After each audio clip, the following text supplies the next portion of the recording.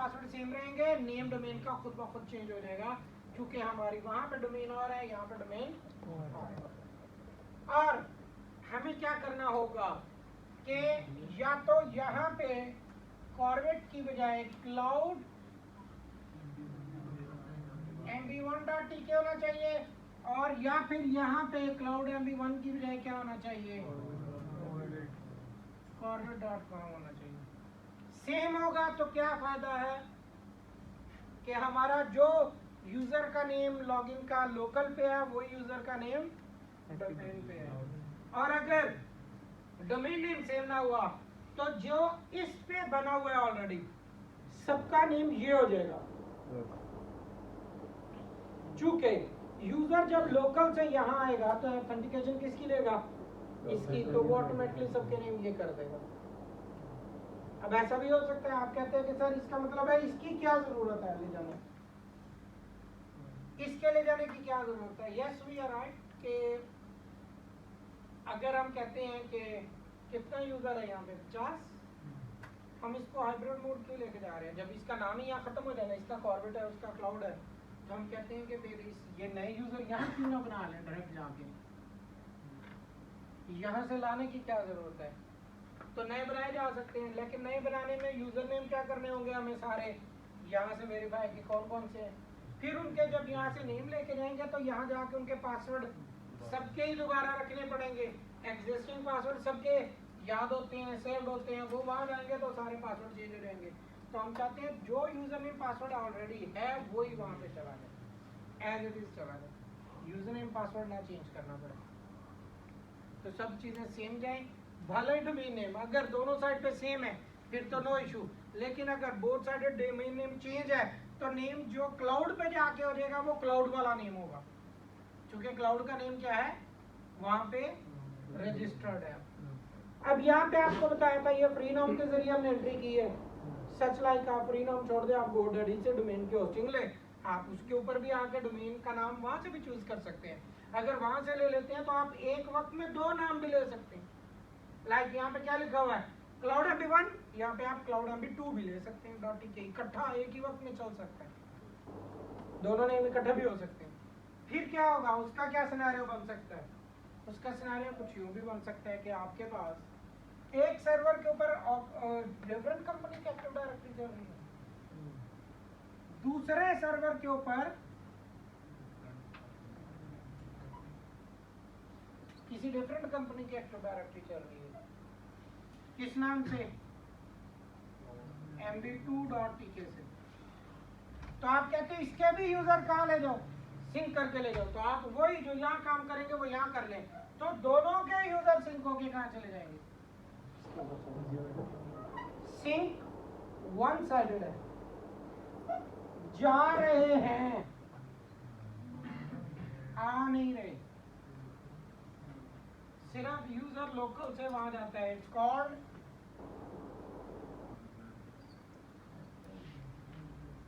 Hybrid mode.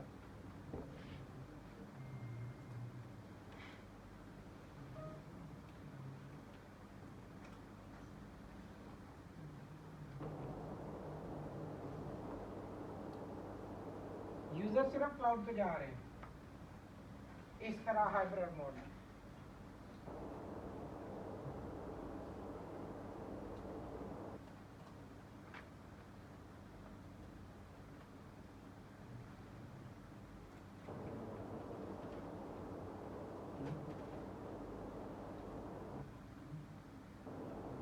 ठीक हो गया। तो अब हमने यूजर्स को हाइब्रिड मोड में लेके जाना है और टेस्ट करता हूं क्या हमारे सर्वर लोकल के ऊपर मल्टीपल डोमेन नेम हो सकते हैं। इसका नेम क्या है, corvet.com। यानी मैं यहाँ पे राइट क्लिक न्यू यूजर करता हूँ,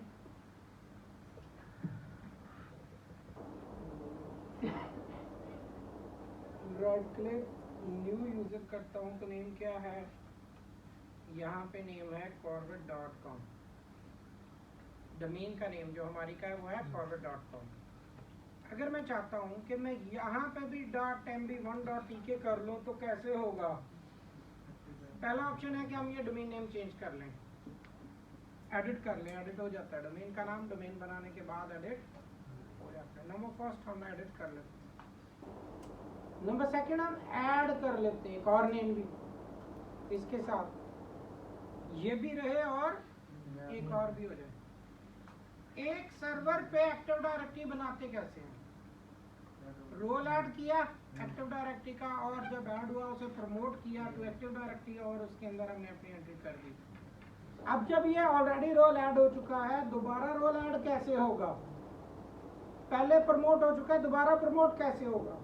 तो बेसिकली नेम सिर्फ ऐड करना है, ना कि पूरी सर्विस। पूरी सर्विस तो ऑलरेडी क्या हो गई है हमारे पास, इंस्टॉल हो गई है। अब हमने सिर्फ नेम ऐड करना है। तो सिर्फ नेम कैसे ऐड करेंगे के लिए हम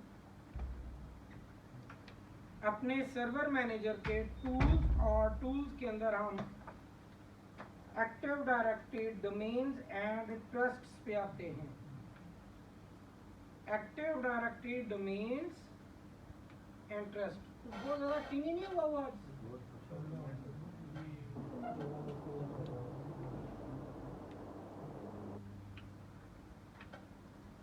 क्या सेटिंग नहीं, इसकी तो ठीक है।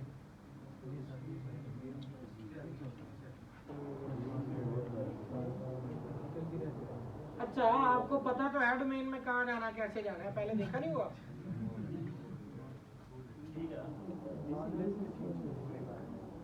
किया तो वह सारा कुछ आपने। पहले नंबर पे हमने जाना है tools, active directory domains and trust. जो लिखा हुआ वो वर्ड है active directory domains and trust. पहला वर्ड ये लिखा हुआ है जिस पे हमने जाना है। Active directory domains and trust के ऊपर जो यही वर्ड सेम लिखा हुआ है पे राइट क्लिक और आ जाना इसकी प्रॉपर्टीज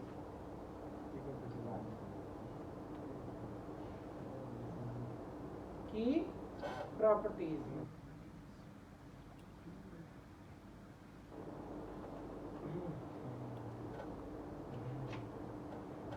और प्रॉपर्टीज के अंदर ऑप्शन है UPN suffix, universal principal name.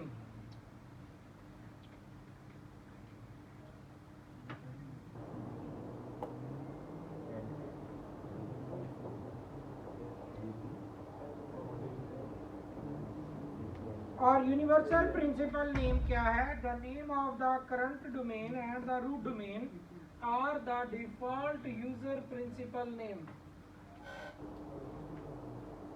Adding alternate domain name provide additional logon security and simplify user login names. If you want to alternate UPN suffix during the creation, add them to the following list. क्या रखना चाहते हैं? पहला cloud mb1.tk, पहला name add हो गया। दूसरा name ptcl.com, फिर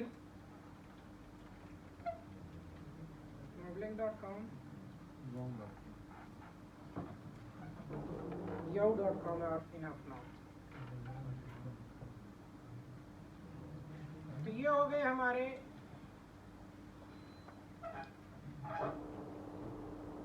अल्टरनेट डोमेन नेम्स जो कि हमने ऐड किए one by one, like cloud mb1.tk, ptcl.com, moblink and yahoo, whatever जो आपको रिक्वायर्ड है आपकी कंपनी के नेम से। अप्लाई एंड जब एक्टिव डायरेक्टरी में यूजर बनाते हैं तो क्या नाम नजर आता था? कहीं भी जब यूजर बनाते थे न्यू यूजर तो यूजर का नेम आता था corbett.com। अब हमें वो तमाम नेम नजर आ रहे हैं जो अब हमने वहाँ पे प्लान किए हैं कि जो हम रखना चाहते हैं कि ये ऑप्शंस अवेलेबल है कि हम ये नाम रखना चाह रहे हैं। तो मैं कहता हूँ कि मैंने यहाँ पे नेम रखना है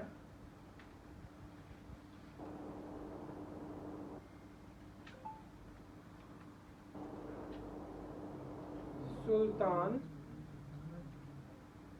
but at the rate of क्या रखना है, एट cloudmb1.tk, ये मैंने नेम रख दिया। यूजर न्यू यूजर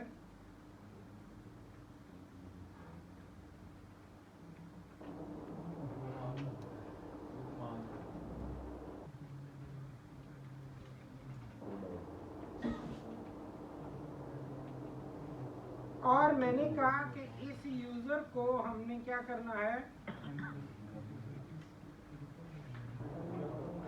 याहू में ऐड करना है। तो ये ले लिया हमने याहू में ऐड कर दिया, ये हो गया याहू में। एंड सो ऑन, हम सारे यूजर्स के नेम जो भी रखना चाहते हैं रख सकते हैं। डोमेन आ गई ना हमारे पास, नेम आ गया ना, तो हमने वो नेम चूज किया और यूजर बना दिया। अब होगी दोनों साइड पे, लोकल एंड ऑन प्रीमिसेस के ऊपर हमारी कॉन्फ़िगरेशन कंप्लीट। या हमारी मर्जी की डोमेन, या हमारी मर्जी के नाम आ गए, और यहाँ हमारी मर्जी की eight the rate of domain भी एडेड है। अब हम चाहते हैं कि इन दोनों के दरमियान सिंक करवाना है, ब्रड बनाना के लिए मैं इस क्लाउड के ऊपर जब ऑल सर्विसेज में आता हूँ, यूजर्स पे क्लिक करता हूँ, तो मैं यही दोबारा कहाँ पे आता हूँ, पहले ऑल सर्विसेज, और किस में आ जाता हूँ, एज़्योर एडी। जब एज़्योर एडी में आया था तो यूजर्स पे गया था पहले। अब यही थोड़ा स्क्रॉल करता हूँ और आपको एक वर्ड नजर आ रहा है, is Azure AD connect. Azure AD connect,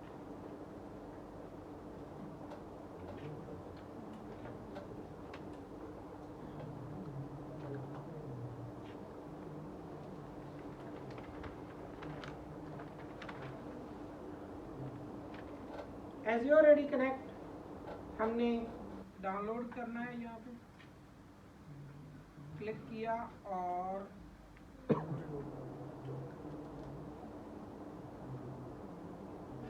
download Azure AD connect पे क्लिक कर दिया कि हमें एज़्योर एडी कनेक्ट चाहिए, वो हम यहाँ से ले सकते हैं। और ये एज़्योर एडी कनेक्ट हमारा यहाँ से क्या हो जाएगा, हमारे पास डाउनलोड हो जाएगा।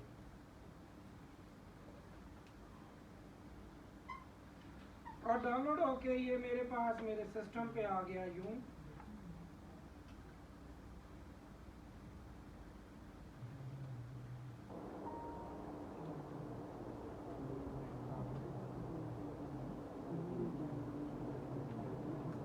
ये एज़्योर एडी कनेक्ट आ गया।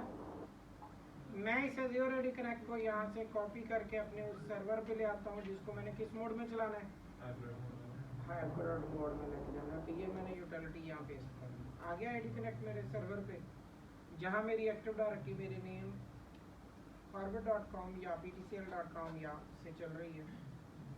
और यहाँ लाने के बाद सबसे पहली जो चीज़ चाहिए मुझे इस पीसी पे, वो है इंटरनेट। क्योंकि इंटरनेट होगा तो मैं सिंक कर सकूँगा। तो मैं इंटरनेट चलाने के लिए कोई भी मैकेनिज्म चलाता हूँ कि आईपी स्टैटिक दूँ तो उस क्लास का जो मुझे नेट चला दे, या मैं ऑब्टेन कर देता हूँ, कुछ भी हो मेरे पास नेट आ जाए। और ये मेरे पास इंटरनेट आ गया। अब जब मेरे पास इंटरनेट चल रहा है तो मैंने इस यूटिलिटी यानी कि एज़्योर एडी कनेक्ट को चलाना है, रन करना है। तो मैं इस एज़्योर एडी कनेक्ट को रन करता हूँ।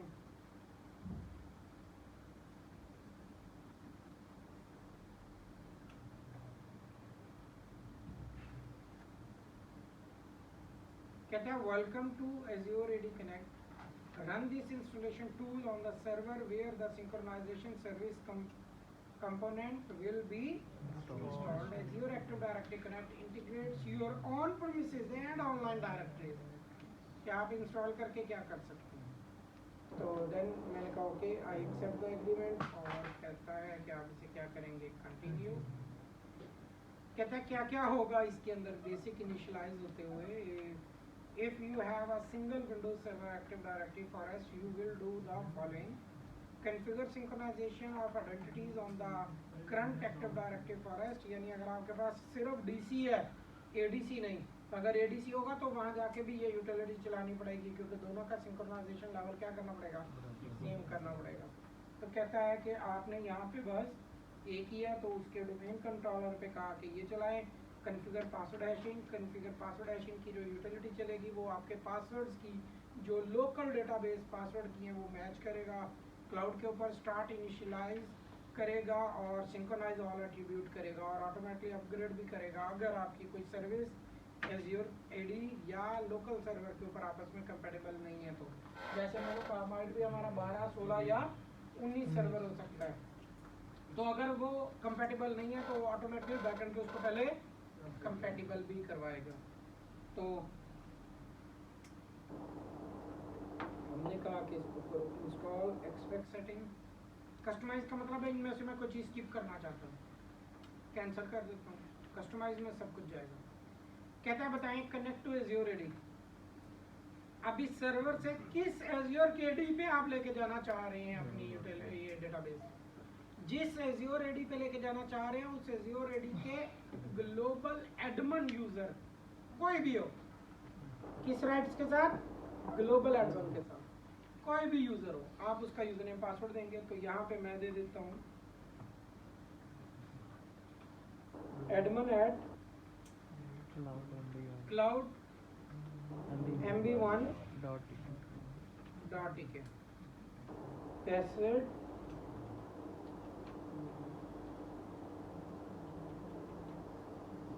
भी उस एज़्योर के एडमिन का, इसी एडमिन का जो हमारा ये है।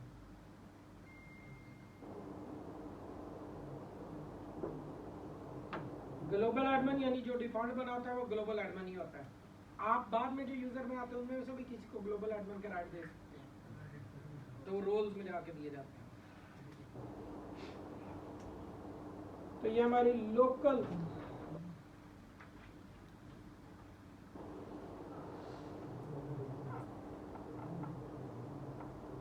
ADMIN at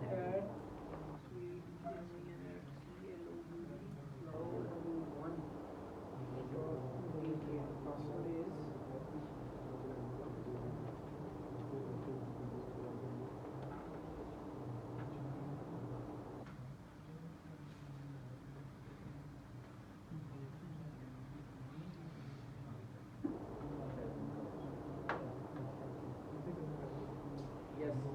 ये वो बताता है कि ये मस्ट क्या होना चाहिए था, ग्लोबल एडमिन। और अकाउंट वेरीफाई होने के बाद कहेगा इस सर्वर जहाँ पे मौजूद है उसके भी ग्लोबल एडमिन का पासवर्ड दें जो कि आपको ऑथराइज कर रहा है कि आप डेटाबेस लेके जाएं। तो यहाँ लिखा है उसने connect to ADDS active directory domain services. तो यहाँ पे मेरे पास डोमेन किस नाम से है, corvette.com के किस यूजर की, एडमिनिस्ट्रेटर की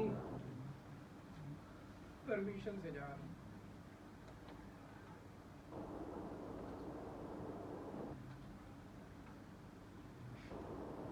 और हमने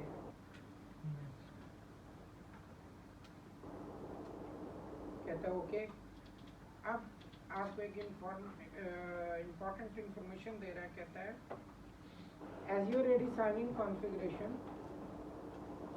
आपका corvette.com यूपीएन सफेक्स क्लाउड के ऊपर वेरीफाई नहीं है, याहू वेरीफाई नहीं है, मोबलिंक PDCL वेरीफाई नहीं है, क्लाउड mb1 डॉट क्या है वेरीफाई नहीं है। तो जो बात हमने की थी कि अगर ये नेम मैच होगा तो तमाम यूजर्स के नेम वही रहेंगे, अदरवाइज सबके नेम वो हो जाएंगे। अब वो कहता है अगर किसी डोमेन के यूजर्स के डोमेन नेम @ ये हुए तो वो मैच नहीं हुए। तो नेक्स्ट का टैब भी कहता है विजिबल, तो विजिबल नहीं है क्योंकि नेम मैच नहीं है। और आपसे परमिट करवाता है कि continue without matching all UPN suffixes, continue करना चाह रहे हैं मैच किए बगैर, अगर मैं मैच के बगैर जाऊंगा तो क्या करेगा, तो वो जितने नेम @ लोकल डोमेन के खत्म करके ऑनलाइन क्लाउड वाले रख देगा। मैंने कहा ठीक है, जो लोकल है वो ठीक, जो नहीं है उनके भी @ क्लाउड कर दो। तो एक नेम हमारा वेरीफाइड है जो डोमेन के ऊपर है, बाकी वेरीफाइड नहीं है उसने नहीं उठाया। जी सर्वर पे पीछे तो यही corporate.com की रहेगी। यहाँ यही रहेंगे, यहाँ यही। और सर अगर मुझे बाकी डोमेन्स भी वेरीफाई करवा लें लॉगिन करके, हाँ तो वहाँ तो फिर पहले क्लाउड पे कौन सी डोमेन? पहले क्लाउड पे हमें वो करवानी पड़ेगी सारी, तो जिसका जो नेम है वही आएगा, यहाँ जिसका जो नेम है वहाँ वही आएगा, वहाँ उसी डोमेन में जाएगा। उसी डोमेन में जाएगा ऑटोमेटिक।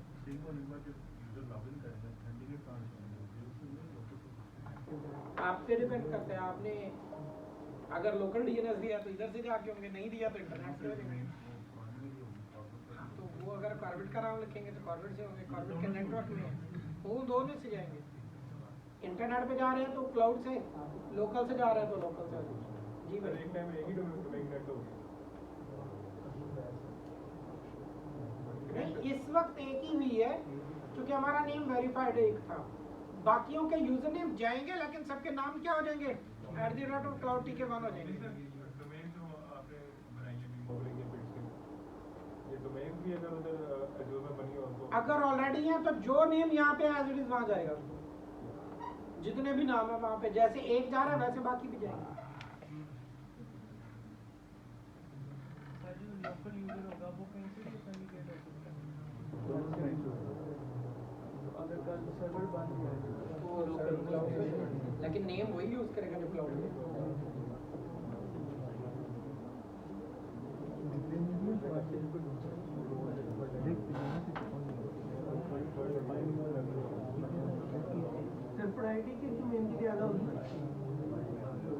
प्रायोरिटी की बात नहीं होगी, अगर यूजर लोकल नेटवर्क से लॉगिन हो रहा है तो डीएनएस किसका दिया गया, लोकल सर्वर का, प्रायोरिटी उसकी है क्योंकि वो पहले उधर पहुंचेगा। और अगर आपने लोकल डीएनएस नहीं दिया हुआ इंटरनेट पे है तो आपकी क्यूरी पहले किधर जाती है, इंटरनेट पे जाती है, तो वो इंटरनेट पे जाएगा। प्रायोरिटी हमने सेट करनी है। क्लाउड MP1 वाले बनेंगे सारे जी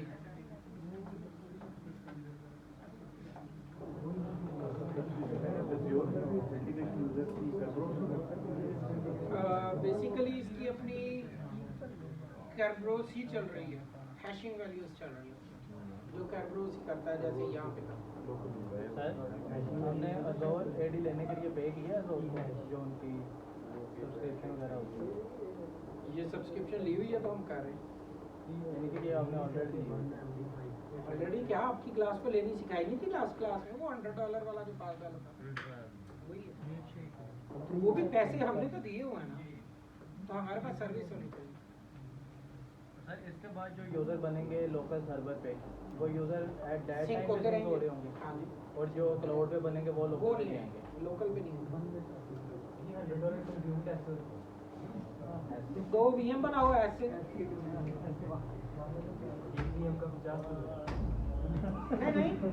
एक का 50 नहीं है, अभी मैं VM आज बनवाता हूँ, नोट पर ही तरीकाकार बताता हूँ। VM बड़ी स्पेसिफिकेशन की बना दें, 1 मिनट में गए $100 हो गए। क्रेडिट आप किसी और के अकाउंट से शिफ्ट कर सकते हैं, और निकलवा सकते हैं। किसी और के अकाउंट से अपने में शिफ्ट कर सकते हैं, क्या क्या शुरू हो जाती इसकी नहीं होती, ये नहीं चेंज होती। हमें वो जितना चेंज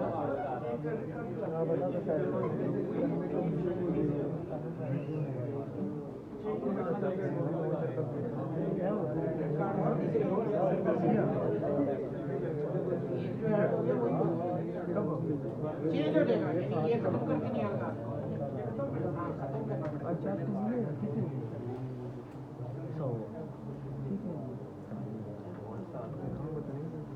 ऐसे ऐसे काम पोस्ट देने पड़ते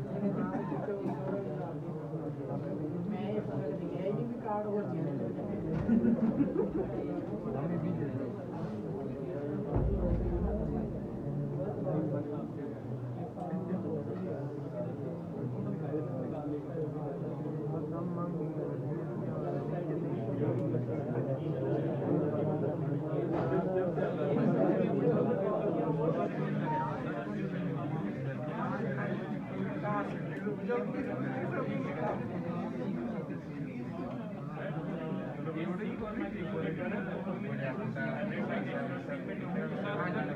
माइग्रेशन में आपकी ऑन प्रेमिसेस खत्म हो जाती है, सारा कुछ उधर चला जाता है, एक साल खत्म कट पेस्ट हो जाते हैं, सिंक में कॉपी पेस्ट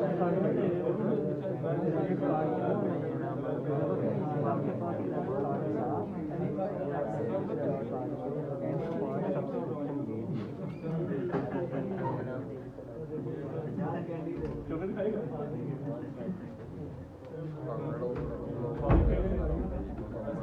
क्रीम वाली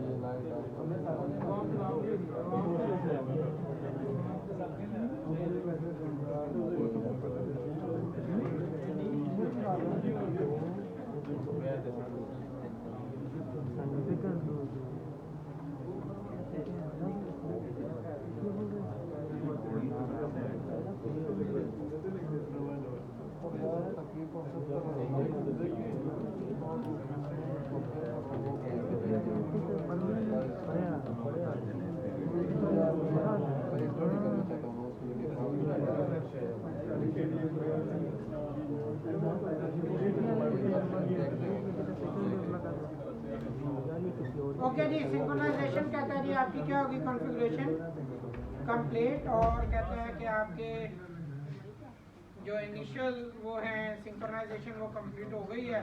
तो आप इस पर क्लिक करेंगे और पब्लिक क्लाउड पे जाके देखेंगे हमारे जो यूजर्स यहाँ पे थे जिनके नेम हमने नौशाद, फुरकान, ज़ीशान, सुल्तान, लुकमान, अली रखे थे, क्या ये वहाँ पे आए हैं कि नहीं। तो मैं यहाँ अपनी एक्टिव डायरेक्टरी एज़्योर की पे आता हूँ, रिसर्च करता हूँ और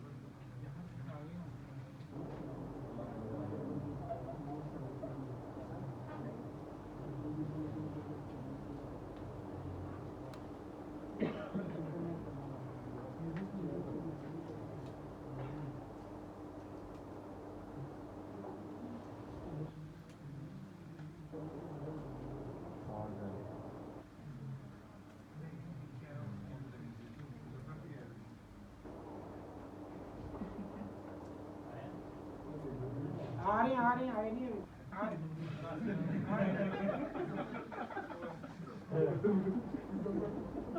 और ये अचानक आप खुली आ गए कि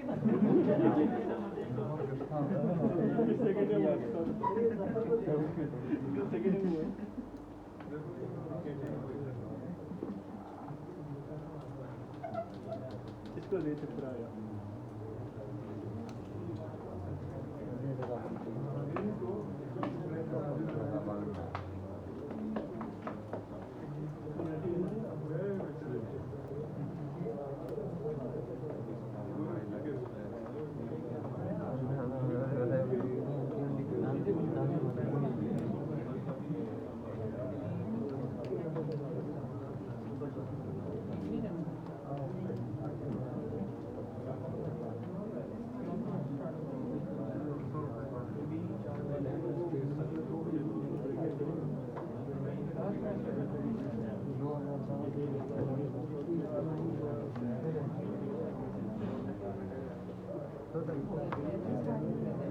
बाकी क्लाउड प्रोवाइडर भी एडी प्रोवाइड करते हैं, जैसे अब आगे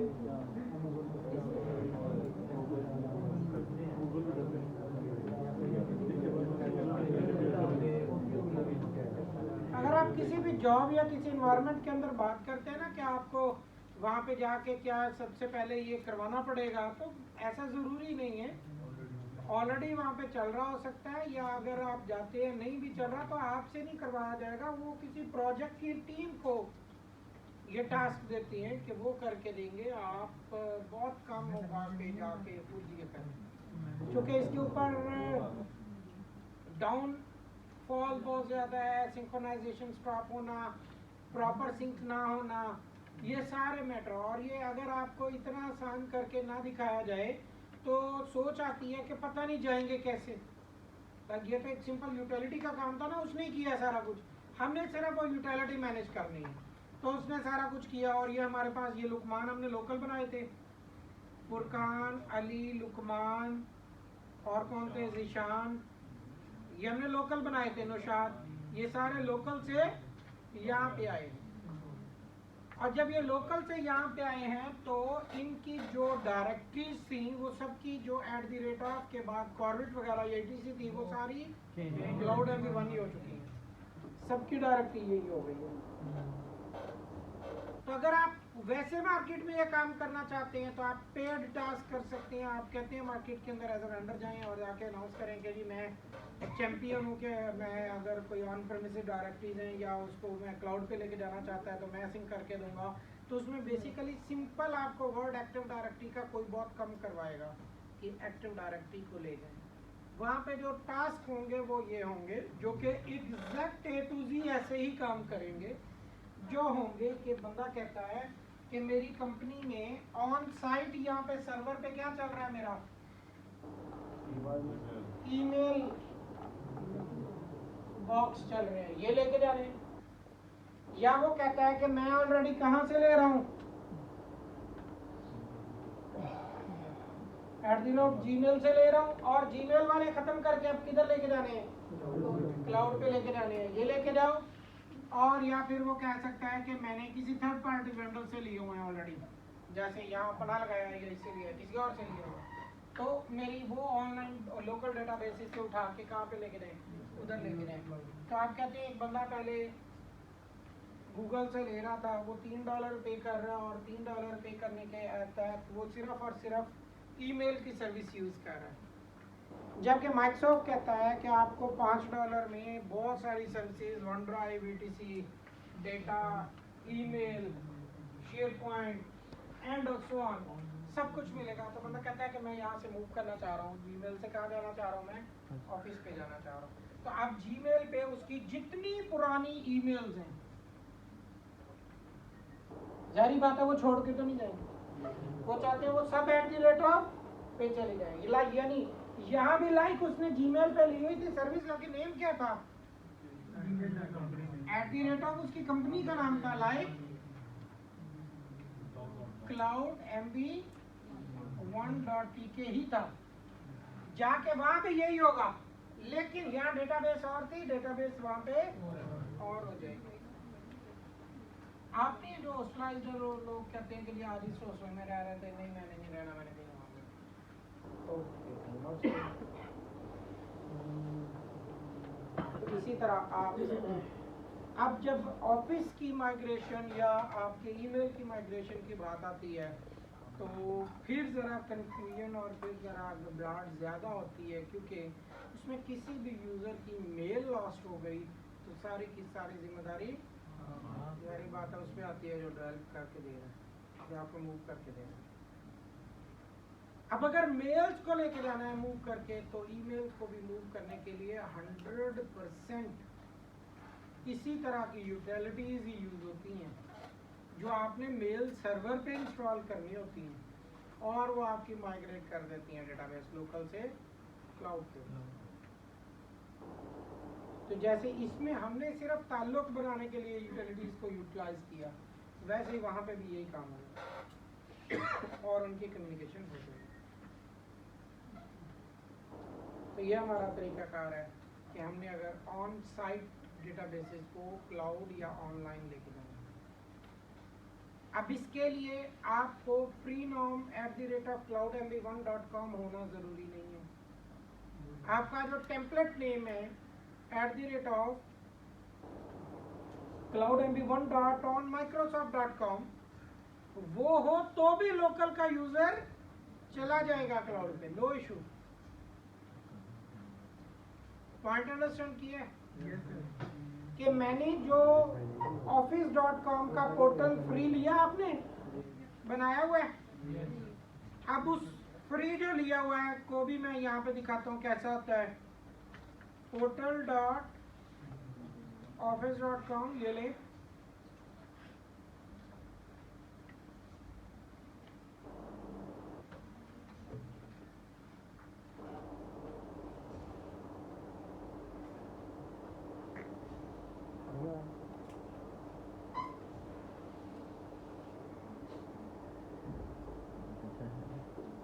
ये मैं portal.office.com पे आया और यहाँ पे भी आपको दिखाऊं एडमिन पैनल के अंदर, ये होता है ना पोर्टल डॉट ऑफिस का एडमिन का पैनल, ये आ गया हमारा एडमिन पैनल।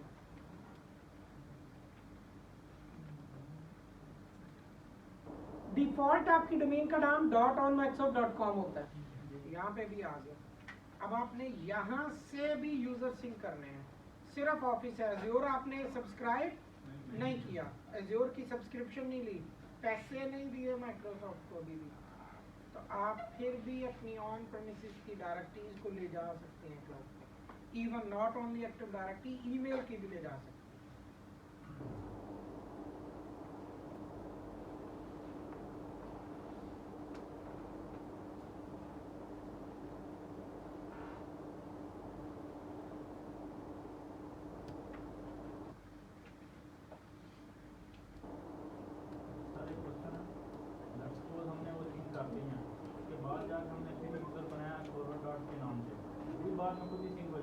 हाँ, क्लाउड पे जाके खुद ही सिंक करें।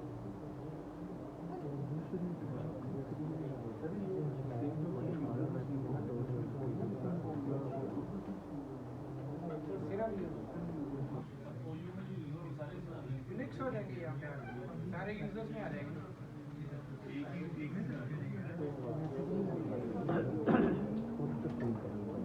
एज्योर में ओयू का कॉन्सेप्ट नहीं है, ग्रुप्स का है, वो ग्रुप आप यहाँ बैठ के बनाएंगे। वो तो लोकल से ऑथेंटिकेट हो रही है, वो लगेगी भी लोकल से, बनेगी भी उधर से, ऑथेंटिकेट भी उधर से, नहीं वो वहीं से है। लॉगिन के लिए लॉगिन का ऑथेंटिकेशन का तरीकाकार बदला है, पॉलिसी वही रहेगी, क्योंकि आके at the end user server से ही काम कर रहा है, वही रहेगा।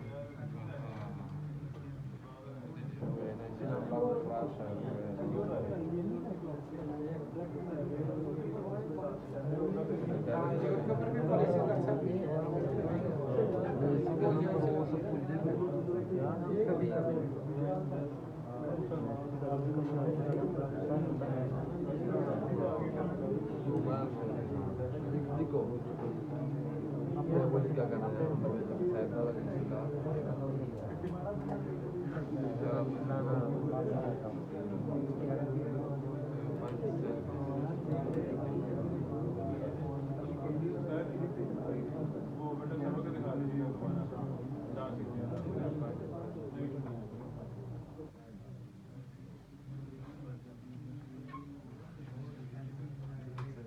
विंडोज सर्वर जहाँ से सिंक किया, इसके ऊपर ये जो यूटिलिटी यूज की है, ये अब इसके ऊपर as a utility agent installed है।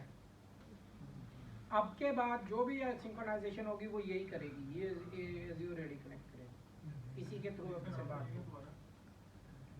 इस पे ये विंडोज सर्वर पे ही हूँ, azure ready connect, active directory user information, domain वही जो नॉर्मल डोमेन है, वही एक्टिव डायरेक्टरी है। 6 महीने पहले यही अकेली तो पढ़ाई है मैंने, और क्या है।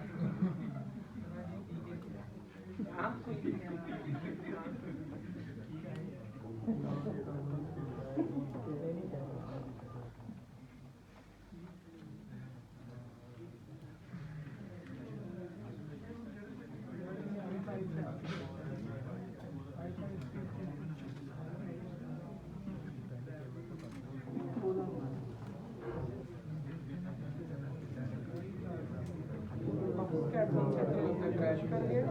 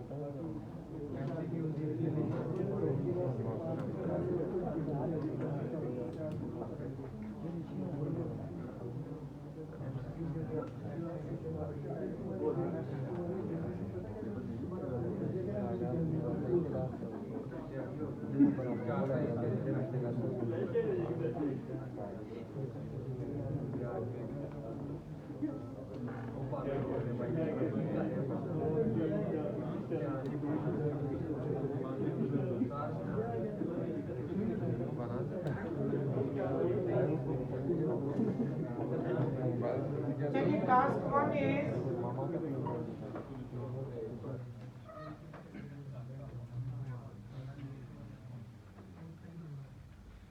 टास्क 1 इज आपके पास लोकल एज्योर बनी हुई है, लोकल एक्टिव डायरेक्टरी बनी हुई है। Yes sir.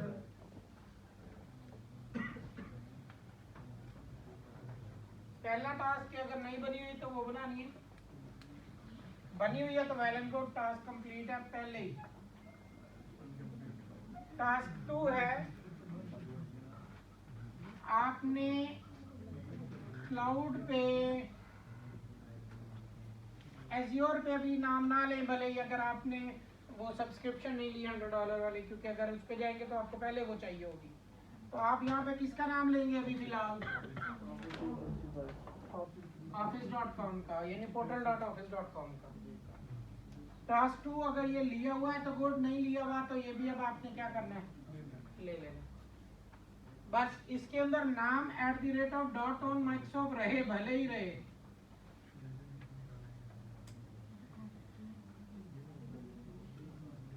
और टास्क 3 अब आपने करना है, जो कि इम्पोर्टेंट है। पहले अगर टास्क 2 कंप्लीट है तो डन, नहीं है तो वो क्या करेंगे, पहले कंप्लीट करेंगे। और टास्क 3 जो रिक्वायर्ड है वो है कि आपने ये वाली डायरेक्टरी का यूजर यहाँ पे क्या करना है, सिंक करना है, जिसके लिए सिंपल यहाँ से क्या करनी है, पहले application install AD connect download करनी है और यहाँ आके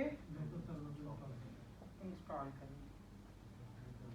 बिल्कुल छोटे छोटे टास्क इंस्टॉल करनी है। ब्रेक से पहले पहले कर ले, ताकि फिर हम ब्रेक के बाद का नया टास्क करें। यूजर ऑफिस से 65